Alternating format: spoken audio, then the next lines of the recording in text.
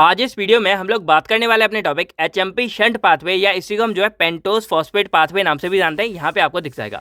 अब इसको समझने के लिए ना ये कहाँ से आया इस कहानी को समझते हैं। आप लोगों ने केजीएफ मूवी तो देखी होगी, और पिछली बात है भाई रॉकी भाई सभी के फेमस हमारे। तो वहाँ पर आप लोगों को एक सीन में ले चलता हूँ। यहाँ पे आपने देखा होगा कि जब पहले वाले पार्ट में रॉकी भाई यहाँ लाइन में लगे होते हैं और यहाँ पे क्या है वो गिन रहा होता है, 1 2 3 4 ऐसे करके गिनती गिन रहा होता है। उसी टाइम क्या होता है रॉकी भाई बीच में से निकल के जाते हैं और भाई मेंटेनेंस रूम में जाते हैं, नक्शा देखते हैं, सारा कुछ काम करके और उसकी 100 गिनती खत्म होने से पहले वापस उसी लाइन में आ जाते हैं और चलते रहते हैं। अब बाकी लोगों की नज़र में क्या है जैसे कुछ हुआ ही ना हो, और यहाँ पे जो है रॉकी भाई बहुत ही ज़्यादा इंपॉर्टेंट काम खत्म करके आ जाते हैं। अब ये मैंने आपको क्यों बताया, क्योंकि कुछ इसी तरह का हमारा होता है हेक्सोस मोनोशंट पाथवे। अब ये कैसे क्या होता है इसको यहाँ पे समझते हैं। तो देखो नॉर्मली आप लोगों को ये मैंने बता दिया कि हमारी ग्लाइकोलिसिस साइकिल है, ये मैं आपको पहले पढ़ा चुका हूँ। तो इसमें क्या होता है कि ये हमारी ग्लूकोज यानी कि कार्बोहाइड्रेट से स्टार्ट होती है, और जैसे ही ग्लूकोज से हमारी स्टार्टिंग होती है ना, ग्लूकोज से हमारा बनता है ग्लूकोज 6 फॉस्फेट, और इस ग्लूकोज 6 फॉस्फेट के बाद हमारा बनता है फ्रक्टोज 6 फॉस्फेट। अब इन दोनों यानी कि देखा जाए एक स्टेप है, लेकिन इसी स्टेप के बीच में हमारा पूरा का पूरा पाथवे आ जाता है एचएमपी शंट वाला। मतलब समझ रहे हो यहाँ पे क्या है कि ये जो हमारा पाथवे है ये शुरुआत होता है हमारा ग्लूकोज 6 फॉस्फेट से, यानी कि जो हमारे ग्लाइकोलिसिस चल रही होती है उसी का एक ये अल्टरनेट पाथवे होता है, यानी कि इसी के साइड में एक रास्ता चल रहा होता है। और इसमें क्या होता है कि हमारा ग्लूकोज जो 6 फॉस्फेट है वहाँ से हमारी सारी कहानी शुरू होगी, और धीरे धीरे चलते चलते क्या होगा हमारा जो आखिरी वाला स्टेप होगा, अगर आप यहाँ देखोगे तो आखिरी हमारा होता है फ्रक्टोज 6 फॉस्फेट। वहाँ पे आके हमारी कहानी खत्म हो जाती है। देन जो फ्रक्टोज 6 फॉस्फेट है वो अगेन हमारे यहाँ पे वापस अपनी ग्लाइकोलिसिस साइकिल में चलता रहता है। यानी कि यहाँ पर कुछ भी नहीं हुआ, हमारी नॉर्मल ग्लाइकोलिसिस चल रही थी, और उसी ग्लाइकोलिसिस में क्या हो रहा है यहाँ पे कि यहाँ से एक अल्टरनेट पाथवे हमारा चलने लगेगा और वो यहाँ जाके खत्म हो जाएगा। अब सोचोगे भाई ऐसा क्यों किया, इसका फायदा क्या था। तो जैसे वहाँ पे रॉकी भाई ने इतना ज़्यादा मतलब डिकोड किया था तब, उसी तरह यहाँ पर क्या करता है कि ये वाला पाथवे है ना, ये हमारे लिए इंपॉर्टेंट इसलिए हो जाता है क्योंकि ये बनाता है पेंटोज शुगर। अब बोलोगे पेंटोज शुगर ये क्या होती है, तो आप लोग न्यूक्लिक एसिड जानते होंगे, आप लोग डीएनए आरएनए इनके बारे में भाई सुना तो होगा ही आप लोगों ने। तो इसके अंदर जो शुगर हमारे यानी कि जब ये हमारे डीएनए आरएनए बनते हैं तो इनको बनाने के लिए हमारे जो कंपोनेंट यूज़ किए जाते हैं वो कंपोनेंट हमारे इस वाले पाथवे यानी कि एचएमपी शंट पाथवे में बनते हैं। तो इसीलिए ये पाथवे हमारा इतना ज़्यादा इंपॉर्टेंट हो जाता है।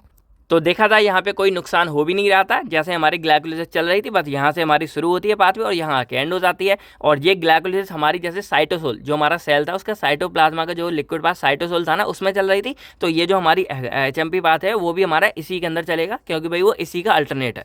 तो यहाँ पर आप 2-3 बातें यहाँ समझ गए होंगे कि जो हमारा एचएमपी शंट पाथवे है, एक तो इसको पेंटोज फॉस्फेट पाथवे नाम से भी जानते हैं, और ये एक अल्टरनेट पाथवे होता है हमारा ग्लूकोज ऑक्सीडेशन का, यानी कि जो ग्लाइकोलिसिस चल रही होती है। और ये टीसीए को भी आप एक तरह से बोल सकते हैं, मतलब दोनों एक अल्टरनेट पाथवे है। और टीसीए क्यों जोड़ा गया, क्योंकि जब हमारा ये ग्लाइकोलिसिस क्या होता है जब पूरा खत्म हो जाता है तो ये पायरुवेट आगे जाके हमारा क्या करता है सिट्रिक एसिड साइकिल को शुरू करता है। अगर आप बायोकेमिस्ट्री को समझते हुए पढ़ोगे यानी कि कनेक्ट करते हुए पढ़ोगे ना, तब ये आपके लिए बहुत ज़्यादा आसान हो जाएगी। तो एचएमपी शंट पाथवे एक तरह से हमारा अल्टरनेट पाथवे होता है, और ये मेनली हमारा 2 फेज में डिवाइड होता है, ठीक है, ऑक्सीडेटिव फेज और नॉन ऑक्सीडेटिव फेज। अब इस थ्योरी वाले पार्ट पे हम बाद में आएंगे, अब हम डायरेक्टली जो अपने पाथवे को इस तरह समझ लेते हैं। अब देखो वैसे तो ये इतना ज़्यादा लॉन्ग में नहीं आता, इंपॉर्टेंट इतना नहीं है, तो आप चाहो तो इसको डायरेक्टली इसके नाम के हिसाब से भी याद कर सकते हो कि ग्लूकोज 6 फॉस्फेट हमारा से ये बना, इस तरह भी आप याद कर सकते हो, कोई नुकसान नहीं है। बाकी ट्राई करो, अगर आप इनके साथ लिख कर आते हो तो आपको काफ़ी ज़्यादा अच्छे मार्क्स देखने को मिलेंगे। तो चलिए यहाँ से स्टेप बाय समझते हैं, लेकिन उससे पहले हेलो दोस्तों, कैसे हो आप सभी लोग। आई होप आप सभी लोग बहुत बहुत अच्छे होंगे। तो मेरा नाम है आकाश कुमार और स्वागत करता हूँ मैं आप सभी के अपने चैनल केयरवेल फार्मा में। तो देखो हमारा जो ग्लाइकोलिसिस चल रही थी तो वहाँ से हमें यहाँ पे मिलेगा ग्लूकोज 6 फॉस्फेट। अब हम जो है यहीं से कहानी शुरू करते हैं। तो ये हमारा है ग्लूकोज 6 फॉस्फेट। अब ये ग्लूकोज 6 फॉस्फेट हमारा एक 6 कार्बन का कंपाउंड होता है जो आपको दिख रहा होगा, और ये ग्लूकोज का स्ट्रक्चर है, और ये तो आपको याद करना ही पड़ेगा। ग्लूकोज 6 फॉस्फेट हमारा 6 फॉस्फेट क्यों है, पूरा ग्लूकोज है, यहाँ 6 पोजिशन पर आपको जो है फॉस्फेट ग्रुप एक जुड़ा मिल जाएगा, 1 2 3 4 5 6, इसीलिए हमारा वो है फॉस्फेट, ठीक है। और नंबरिंग हमारी यहाँ से क्यों शुरू हुई है, क्योंकि इधर हमारा ये फंक्शनल ग्रुप जुड़ा हुआ है। तो यहाँ से हमारा हो जाएगा 6 फॉस्फेट यानी कि ग्लूकोज 6 फॉस्फेट। अब क्या होता है यहाँ पे हमारा एंजाइम लगेगा डीहाइड्रोजनेज। अब आपको पता होगा डीहाइड्रोजनेज एक्चुअल में क्या करेगा, थोड़े बहुत हाइड्रोजन वगैरह को डिलीट करता है। तो यहाँ पे 2 हाइड्रोजन को हमारे ये डिलीट कर देता है डीहाइड्रोजन। ये मैंने आपको ग्लाइकोलिसिस और सिट्रिक एसिड में भी अच्छे से मैंने आपको बताया था। तो यहाँ पर जैसे ही हमारा लग जाएगा ग्लूकोज 6 फॉस्फेट, डीहाइड्रोजनेज एंजाइम ये हमारा क्या करेगा, एक ये वाला हाइड्रोजन एक ये वाला हाइड्रोजन इन दोनों को यहाँ से रिमूव कर देगा। और जैसे ही हमारा रिमूव होगा, नीचे स्ट्रक्चर देखो, नीचे का सारा कुछ हमारा सेम है, ऊपर क्या हुआ, ये दोनों हट गए तो इस सी के साथ ओ बचा, तो ओ हमारा डबल बॉन्ड के साथ लग जाएगा। और बाकी देखोगे सारा कुछ सेम है, OH फिर हमारा NaCH फिर OH, ठीक है। और इसका स्ट्रक्चर ग्लूकोज का भी ज़्यादा टफ नहीं है, CHOH, फिर इसको मतलब बदल के चले आओ, H इधर OH इधर आ जाएगा, फिर OH इधर आ जाएगा, फिर इधर आ जाएगा, और ऐसे ही हमारा चलता रहता है, ठीक है। लास्ट वाले में हमारा सेम आता है, बस आखिरी का जो स्टेप होता है बाकी सब में सेम है, ठीक है। तो यहाँ पे ये हो जाएगा, और इसके बाद हमारा कंपाउंड यहाँ पे बनता है 6-फॉस्फोग्लूकोलैक्टोन। क्या बना हमारा, ग्लूकोलैक्टोन बनता है। अब यहाँ पे दो कंपाउंड हमारे सेम से आते हैं, जैसे यहाँ 6-फॉस्फोग्लूकोलैक्टोन बनेगा, और इसी के नेक्स्ट वाले में हमारा ग्लूकोनेट बन जाता है। तो ज़्यादा टफ नहीं, तो कंफ्यूज नहीं होना। अब ये जो हमारा पहला स्टेप था ना, इसमें हमको यहाँ पे मिलती है एक एनर्जी का ही रूप होता है, इसको हम पूरा एनर्जी नहीं बोल सकते, लेकिन एक तरह से हमारा एनर्जी का रूप है। तो यहाँ पे हमको मिलती है एक NADPH। देखो हमने जो पहले बनाई थी ना सिट्रिक एसिड, और इसमें हमें NADH मिल रही थी। यहाँ देखो गौर करो क्या है, NADH है जो हमारी ग्लाइकोलिसिस है, और यहाँ भी एक NADH है, लेकिन यहाँ पे हमको मिल रही है NADPH, जो एक तरह से हमारी NADH के बराबर होती है, लेकिन वो नहीं होती है, उससे थोड़ी हमारी अलग होती है। तो एक हमें यहाँ NADH मिलेगी, और इसका क्या काम होता है वो आपको सिग्निफिकेंस वाले पार्ट में देखने को मिल जाएगा। तो यहाँ से ग्लूकोज 6-फॉस्फेट हमारा बनता है 6-फॉस्फोग्लूकोनेट, और हमारा क्या होता है, यहाँ पे 2 हाइड्रोजन हम हटा देंगे, डीहाइड्रोजनेज एंजाइम रहेगा।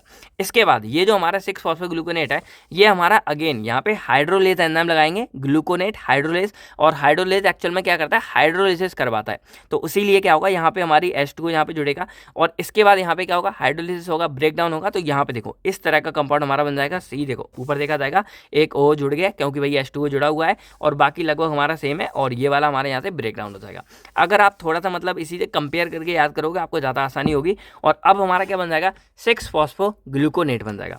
पहले हमारा ग्लूकोलैक्टोन था, क्योंकि ये एक हमारी लैक्टोन रिंग पूरी जुड़ी हुई है, और यहाँ पे हमारा क्या 6-फॉस्फोग्लूकोनेट है। लैक्टोन रिंग हमारे यहाँ ब्रेक डाउन हो गई H2O की वजह से, और ये वाला O हमारा क्या है, यहाँ पे आके जुड़ गया, ये वाला O हमारा इधर आके जुड़ गया, COO नेगेटिव हो गया, और बाकी हमारा पूरा बन गया ऐसे ही, जैसा वो उसी का था वैसे ये बन गया।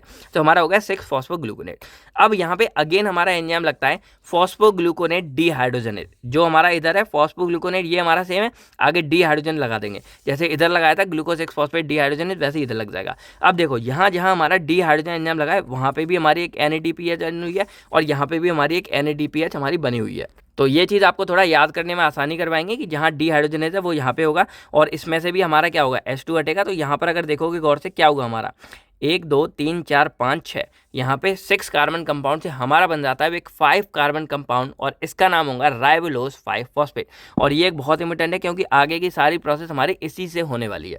तो यहाँ पे एक्चुअल में हमारा हुआ क्या, तो जैसे आपको ये दिख रहा होगा ऊपर वाला, तो ये CO2 हो गया, तो यहाँ से हमारा एक CO2 बाहर निकल गया, और जब ये बाहर निकल गया तो ये हमारा 5 कार्बन कंपाउंड बचा। और यही देखो नीचे का सेम है, इसके ऊपर का देखोगे OH हमारा सेम है, और इसके बाद यहाँ से हमारा COO लग गया, और यहाँ से एक ऐसे CH2OH, ठीक है। तो इस तरह देखा जाएगा ना, उसी में थोड़ा सा मॉडिफाई करके हमारा स्ट्रक्चर ये बन गया राइबोलोज 5-फॉस्फेट। 5 क्यों, क्योंकि 1 2 3 4 5 पोजीशन पे हमारा फॉस्फेट ग्रुप है, तो राइबोलोज 5-फॉस्फेट। अब यहाँ से हमारा शुरू होता है एक दूसरा फेज, यानी कि जो मैंने आपको स्टार्टिंग में बताया, हमारे 2 फेज होंगे इसमें, एक हमारा होगा ऑक्सीडेटिव फेज, और एक हमारा होता है नॉन ऑक्सीडेटिव फेज। अब जो हमारा ऑक्सीडेटिव फेज था, इसमें मेनली क्या होता है, इसमें हमारे NADPH की जनरेशन या फिर सिंथेसिस होती है। इसमें भी मैंने वही लिखा हुआ है, कुछ भी अलग नहीं लिखा, देखो सारा कुछ हमारा सेम लिखा है। तो यही हमें है कि यहाँ पे हमें एक NADPH की अर्निंग होती है, सिंथेसिस होता है, तो इसीलिए ये फेज हमारा कहलाता है ऑक्सीडेटिव फेज, क्योंकि यहाँ ऑक्सीडेशन एक्चुअल में हो रही है हमारी। तो इसी के साथ हमारा यहाँ 2 स्टेप में हमको मिलता है। और अब यहाँ से यानी कि राइबोलोज हमारा क्या है, 2 पार्ट्स में डिवाइड हो जाएगा। यानी कि अब अगर यहाँ गौर करोगे तो जो हमारा राइबोलोज है, यहाँ से ये राइबोलोज हमारे अगेन क्या है, यहाँ पे 2 पार्ट्स में डिवाइड हो जाता है, और यहीं से हमारा शुरू होता है नॉन ऑक्सीडेटिव फेज। और इसका मतलब क्या होता है कि अब जो हमारा पहला था, इसमें NADPH बन रही थी, और इस नॉन ऑक्सीडेटिव फेज में हमारी बनती है पेंटोज शुगर। यानी कि ये आपको दिख रही होंगी, ये हमारी पेंटोज शुगर है, और ये जो पेंटोज शुगर है, यही हमारी एक्चुअल में DNA और RNA के बनने के लिए रिस्पॉन्सिबल होती है, यानी कि यही हमारी DNA RNA को बनाती है। तो अब यहाँ से जो राइबोलोज 5-फॉस्फेट है, ये अगेन 2 पार्ट्स में डिवाइड हो जाएगा। तो पहले हमारा राइबोलोज 5-फॉस्फेट एपिमरेज एंजाइम आएगा, और इससे हमारा बनाएगा, जो राइबोलोज से बना देगा जाइलोलोज। अब देखो एपिमरेज एक तरह से हमारा हमारा सेम सा बना रहा है, तो यहाँ क्या हो रहा है राइबोलोस और यहाँ पे याद करो जाइलोलोस, बाकी हमारा सेम है। राइबोलोस 5 फॉस्फेट हमारा जाइलोलोस 5 फॉस्फेट बन जाएगा। और अगर इसमें आप गौर करोगे क्या चेंज हुआ, सिर्फ इतना चेंज हुआ कि ये वाला हमारा पहुँच गया इधर, यानी कि अब देखोगे इस वाले और इस वाले स्ट्रक्चर में कुछ भी चेंज नहीं है, बस ये OH हमारा यहाँ पे क्या है इस तरफ है और ये H हमारा इस तरफ है और ये बाकी हमारा पूरा सेम है। तो ये हमारा हो जाएगा राइबोलोस 5 फॉस्फेट से जाइलोलोस 5 फॉस्फेट, कैसे हमारा एक एपीमरेज एंजाइम लगा के। और सेकंड चीज़ हमारी यहाँ पे क्या बनती है, यहाँ पे हमारा बनेगा राइबोस 5 फॉस्फेट कीटो आइसोमेरेज, क्योंकि अब यहाँ पे हमारा बनता है राइबोस और राइबोस हमारा बनेगा, तो ये हमारा मेन है राइबोस 5 फॉस्फेट। तो इसके लिए क्या है यहाँ पे पूरा हमारा देखो ये हमारा पूरा डिवाइड हो जाएगा फिर से, तो C डबल बॉन्ड OH फिर C OH H OH H OH H, यानी कि तीनों हमारे OH इस तरफ आ गए और H इस तरफ आ गया, यानी कि चारों H हमारे एक तरह से इस तरफ है, यहाँ एक डबल बॉन्ड O है और बाकी हमारा इधर है। तो ये हमारा हो जाता है राइबोस 5 फॉस्फेट, 5 विजन फॉस्फेट है तो राइबोस 5 फॉस्फेट हो गया। अब देखो यहाँ पर क्या होता है ना, यहाँ पे एक्चुअल में ये एक दूसरे से मतलब एक तरह से कन्वर्ज होते रहते हैं, कभी ये कभी ये कभी ये कभी ये, तो इस तरह, इसीलिए यहाँ पे जो आपको ऐसे दिख रहा होगा साइन वो इस तरह है कि ये आपस में एक दूसरे को कंबाइन करते रहते हैं, तो इसमें आपको कंफ्यूज नहीं होना।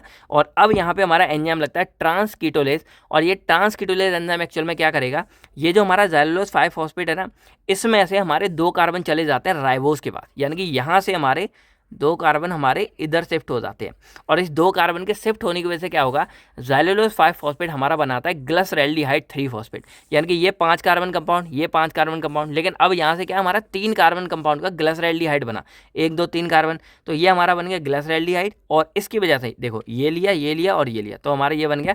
अब ये जो दोनों पार्ट है वो हमारे चले जाएंगे इस तरफ, तो यहाँ पे देखोगे ये पूरा है हमारा। अब इसमें देखो यहाँ के ऊपर हमारा ये CH2OH जुड़ गया, CH2OH जुड़ गया, यानी कि इधर के 2 कार्बन हमारे इस तरफ चले जाएंगे, और ये हमारा बन जाएगा सीडोहेप्टिलोस 7 फॉस्फेट, यानी कि इसमें हमारे 3 कार्बन है और ये हमारा बन जाएगा यहाँ पे 7 कार्बन वाला कंपाउंड। अब बोलोगे 7 कहाँ है, तो देखो 1 2 3 4 और यहाँ पे ये 3 बार है, इसको लिखना मत भूलना, यानी कि ये जो हमारे 3 थे ना, इस तीनों को यहाँ पे इनने कंबाइंड करके लिख दिया, ठीक है। उसके बाद ये वाला H हमारा इधर आ गया यहाँ पे, और उसके बाद ये वाला हमारा यहाँ पे, और ये वाला हमारा ऊपर यहाँ पे, तो बाकी हमारा इधर का यहाँ पे जुड़ गया है। तो इस तरह हमारा ये पूरा सीडोहेप्टिलोस 7 फॉस्फेट बना, सीडोहेप्टिलोस बोल दो, यानी कि एक तरह से 7 कार्बन का हमारा कंपाउंड बन गया। और 7 बने कैसे, 2 कार्बन हमारे जाइलोलोस से राइबोस में चले गए, तो इधर हमारा 3 वाला ग्लिसरैल्डिहाइड बन गया और इधर हमारा ये बन गया। अब अगेन यहाँ पे हमारा लगता है ट्रांस एल्डोलेज एंजाइम, यानी कि ऊपर लगा कीटोलेज, कीटोलेज में हमारा ये हुआ 2 कार्बन इधर गए, अब हमारा बनेगा एल्डोलोस, और इसमें अगेन हमारा क्या होगा, अब यहाँ पे फिर से हमारी कार्बन की शिफ्टिंग होगी, यहाँ आपको दिखेगी। और अब क्या हो जाएगा, जो यहाँ 7 कार्बन थे तो 1 कार्बन हमारा वापस, यानी कि इसमें हमारा 1 कार्बन फिर से हमारा इधर चला जाएगा और इधर बन जाएगा एराइथ्रोस 4 फॉस्फेट, यानी कि यहाँ 4 कार्बन कंपाउंड है, जो 3 था उससे 4 बन गए, और यहाँ जो 7 से उससे हमारा 6 बन जाएगा, यानी कि फ्रक्टोस 6 फॉस्फेट। और जो मैंने आपको बताया था स्टार्टिंग में कि अब हमारा बन जाता है फ्रक्टोस 6 फॉस्फेट, यानी कि हमारा अगेन यहाँ पे बन गया। लेकिन ये हमारा जब 2 पार्ट्स में डिवाइड हो गया, तो जो हमारा एराइथ्रोस 4 फॉस्फेट है ना, ये अगेन हमारा क्या करेगा, ट्रांसकीटोलेज जो यहाँ पे एंजाइम लगाता है, इसकी मदद से फिर से ग्लिसरैल्डिहाइड बनेगा, और ग्लिसरैल्डिहाइड से हमारा फ्रक्टोस 6 फॉस्फेट बनेगा, यानी कि ये इस तरह से हमारा कन्वर्ट होता रहता है, यानी कि ये एज अ बैकअप काम करेगा। यानी कि जब हमें ग्लाइकोलिसिस में, जैसे हमारी ये ग्लाइकोलिसिस चल रही है और अब मान लो कि ग्लाइकोलिसिस में हमारी फ्रक्टोज या इनकी कमी हो रही है, तो जो हमारा हेक्सोस मोनोसेंट पाथ भी है ना, वो क्या करेगा, वो अपनी तरफ से, यानी कि यहाँ से क्या करेगा, ग्लिसरैल्डिहाइड और फ्रक्टोज को यहाँ से कमी को पूरा करता रहेगा। तो आप समझ सकते हो कि ये अल्टरनेट तो है, साथ में ये अल्टरनेट होने के अलावा ये जो ग्लाइकोलिसिस साइकिल है ना, इसकी भी हेल्प कर रहा है, क्योंकि ये और अमाउंट में, मान लो ऊपर से अगर हमारी सप्लाई कम होगी तो ये यहाँ से क्या करेगा, फ्रक्टोज 6 फॉस्फेट को भेजता रहता है। तो ये एक हमारा रिवर्सेबल मतलब वो भी है ग्लाइकोलिसिस का, कि अगर ग्लाइकोलिसिस में हमें जरूरत पड़ती है तो ये वो भी क्या करेगा, उसकी नीड को भी फुलफिल करेगा। तो इस तरह हमारे ये पूरा चलता रहता है। बाकी यहीं आपको नोट्स में जो है इसी तरह ये लिखना मिलेगा कि ये हमारे 2 फेज हैं, एक ऑक्सीडेटिव एक नॉन ऑक्सीडेटिव। ऑक्सीडेटिव में क्या है, NADPH की सिंथेसिस होगी यहाँ पे पहले स्टेप में, और ये जो मैंने देखो आप अगर ध्यान दोगे जैसा मैंने पढ़ा वैसे ही है कि स्टार्ट वन ग्लूकोज 6 फॉस्फेट है, जो हमारा कन्वर्ट हो जाता है 6 फॉस्फोग्लूकोनेट में in the presence of enzyme 6 glucose 6 phosphate dehydrogenase, और ये एक NADPH को फॉर्म करता है। फिर हमारा ये अगेन आगे कन्वर्ट हो जाता है, और इस तरह ये हमारे सारे लिखे हैं। और नॉन ऑक्सीडेटिव में यहाँ से है कि जो हमारा राइबोलोस 5 फॉस्फेट है वो जाइलोज और इसमें कन्वर्ट हो जाता है, और आगे ऐसे ही चलते रहेंगे। तो ये पूरा का पूरा आपको इसी तरह लिख कर मिल जाएगा, और ये आप अपनी तरफ से बना के लिख के आ सकते हो। तो अब अगर हम इसके सिग्निफिकेंस के बारे में बात करें, सिग्निफिकेंस का मतलब होता है कि क्या भाई हमारे क्या काम आ रहा है, ये क्यों इंपॉर्टेंट है। तो ये मेनली हमारे दो प्रोडक्ट बना रहा है, एक होगा हमारा पेंटोज शुगर और एक हमारा होगा NADPH। अब जो पेंटोज शुगर है वो मेनली हमारी DNA और RNA यानी कि न्यूक्लिक एसिड के सिंथेसिस में काम आती है। बाकी और भी हमारे न्यूक्लियोटाइड्स हैं जैसे ATP हो गया, NADP हो गया, FAD हो गया, कोएंजाइम हो गया, तो इन सबको बनाने में भी हमारी ये पेंटोज शुगर हेल्प करती है। इसके बाद हेल्प मतलब क्या है, ये इनके स्ट्रक्चर के अंदर आती है। जैसे यहाँ देखा जाए RNA का मतलब है राइबो न्यूक्लिक एसिड यानी कि, और डी का है डीऑक्सी राइबो न्यूक्लिक एसिड। तो यहाँ पे ये मतलब जो हमारी पेंटोज शुगर है वो यहाँ पे इन्वॉल्व हो रही है। और NADPH का मतलब क्या है, ये हमारी fatty acid, steroids, amino acid इनकी सिंथेसिस में मदद करती है। इसके अलावा जो हमारी फैगोसाइटोसिस प्रोसेस लगती है ना, तो वो भी हमारी NADPH का यूज़ करती है इस अपनी प्रोसेस को चलाने के लिए, यानी कि फॉरेन पार्टिकल को खाने के लिए। और जो हमारे लेंस होते हैं ना, उसकी जो ट्रांसपेरेंसी हमारी आंखों में बनी रहती है, उसमें भी हमारी ये NADPH काफ़ी मेजर रोल प्ले करती है। बाकी ये हमारी एज एनर्जी की तरह भी काम करेगी। और अगर ये NADH की तरह काम करती है तो ये हमारी NADH की तरह होती है। मतलब एक NADH में हमारी मतलब 3 ATP होती हैं। और इसकी मदद से हमको पता लगता है कि अगर हम इसके एनर्जेटिक्स निकालें, वैसे तो इसके एनर्जेटिक्स है नहीं, लेकिन अगर हम निकालें तो ये हमारे यहाँ पे 3 ATP और यहाँ 3 ATP यानी कि टोटल 6 ATP हमको इस वाले पाथवे से देखने को मिलती है। तो आई होप आपको सारा कुछ समझ आ गया होगा। अब अगर थोड़ा सा रिवाइज करें तो हमारा ये एक अल्टरनेट पाथवे है, ये हमारे राइबोज शुगर, पेंटोज शुगर की कमी को पूरा करता है, जो हमारी DNA RNA बनवाती है। और NH हमारी एनर्जी की तरह काम करेगा। ग्लूकोज 6 फॉस्फेट से शुरू होगा, फिर हमारा 6 फॉस्फोग्लूकोनेट बनेगा, डी हाइड्रोजन की मदद से 2 हाइड्रोजन हमारे रिमूव हो गए। फिर हमारे यहाँ 6 फॉस्फोग्लूकोनेट बनेगा, लैक्टोन शुगर हमारी ये पूरी टूट जाएगी। उसके बाद हमारा राइबोलोज 5 फॉस्फेट बनेगा और ये अगेन हमारा 2 में डिवाइड हो जाता है। और 2 में डिवाइड होने के बाद जाइलोस राइबोस, और ये आगे जाके हमारे ग्लिसरॉल्डिहाइड और सैडो एप्टिलोज बनेगा। यहाँ से हमारे 2 कार्बन इधर चले जाएंगे, फिर हमारा 1 कार्बन वापस आएगा और यहाँ एराइथ्रोज 4 फॉस्फेट और फ्रक्टोज 6 फॉस्फेट बनेगा। और ये हमारा एराइथ्रोज है, ये हमारा एज अ बैकअप की तरह काम करेगा। और जब हमारी बॉडी में जरूरत होगी ये अगेन हमारा फ्रक्टोज 6 फॉस्फेट बना देगा, जो हमारा ग्लाइकोलिसिस में फिर से चला जाएगा।